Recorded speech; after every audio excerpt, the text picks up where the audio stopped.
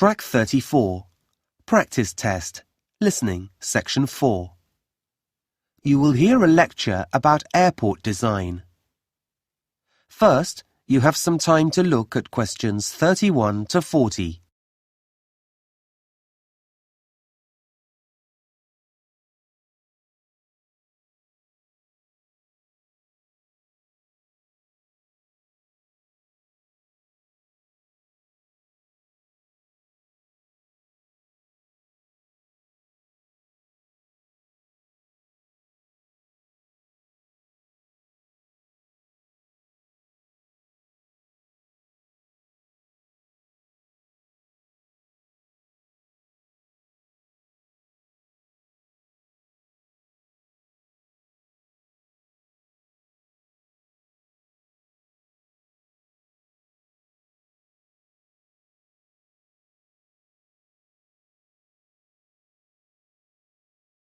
Now listen carefully and answer questions 31 to 40.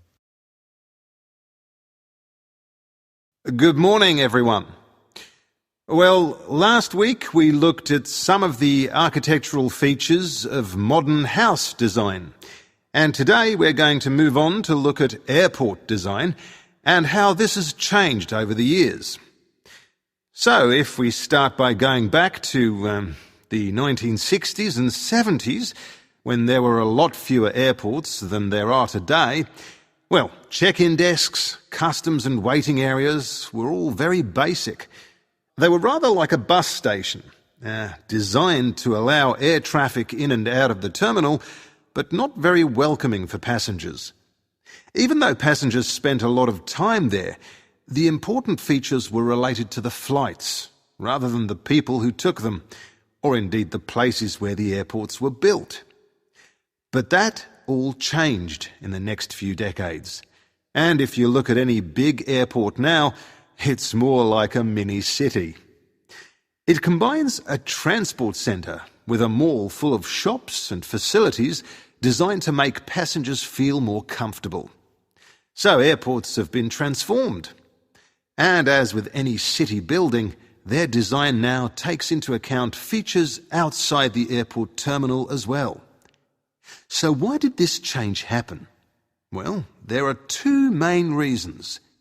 The first was the huge increase in passenger numbers, in the number of people travelling by plane. And this was a direct result of mass tourism, with things like cheap holiday packages and low-cost airlines, with the construction of high-rise hotels and hotel complexes. And then people started travelling more regularly from one country to another for things like meetings, and so the growth in international business also pushed numbers up. In fact, passenger growth has been so significant over the past 30 years that it's estimated that some 21st century airports will need to handle up to 50 million passengers a year by 2020. The second reason for the change is, and this is a key aspect of airport design, people have realised that the airport is the first place you see when you visit another country. This means it forms your first impression of that country, and that impression has to be good. Airports are now called gateways to the cities they serve, and that raises visitor expectations. Now, what are the changes that have taken place in airport design? Well, the interior design, the inside of most airports, is now completely different. First, the dark, enclosed airports of the past have been replaced by large, open areas that look out onto the surroundings. Look at this picture of Beijing Airport. There's a huge amount of space and light, and this is typical of many airports today. Second, well, in the past, you had to go outside the airport to get trains to terminals, but now these are integrated into the design. Also, airport walkways are wide and can cope with the large volume of people who want to feel calm and relaxed, who want to get around the airport easily. In this way, the stress of modern travel has been minimised. Outside, the buildings have changed too. Airports were once ugly buildings with large towers and concrete boxes around them. Now they're designed to fit into their surroundings. Look at this picture of the Arctic Circle Airport in Norway. The airport itself is surrounded by mountains. So, as you can see, the roof of the airport has been designed so that it's shaped like a range of mountains. There are peaks at the top and then steep sides that touch the ground.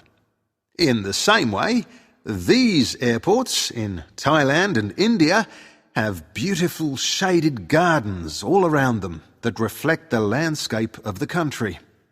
They also provide a connection with local tradition and art. Another feature that is important inside airports too. And there's one final but very important issue. It's been said that airports are a new building type. They're often light steel structures with what looks to the passenger like a lot of glass. But this is special glass that can maximise daylight and comfort and cut down on energy use. Bangkok's main airport is flooded with controlled daylight in a tropical climate. And this is achieved through the use of new materials and modern technology, which have also allowed engineers to come up with methods of reducing costs. So, let's take a closer look at some of these. That is the end of section 4. You now have half a minute to check your answers.